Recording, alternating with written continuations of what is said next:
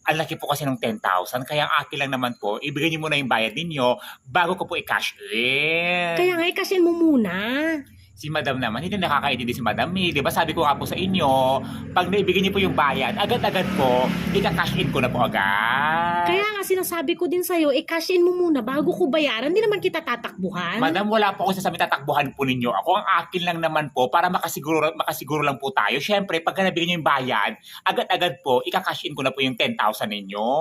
Cashin mo muna, napakasigurista mo naman. Madam naman, paulit-ulit tayo dito. Sabi ko nga po sa inyo, kailangan mo munang bayaran yung 10,000 bago ko i-cash in.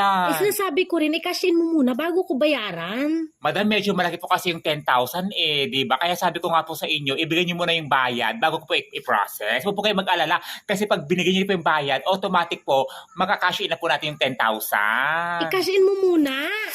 Ay naman. Nakakaloka ka.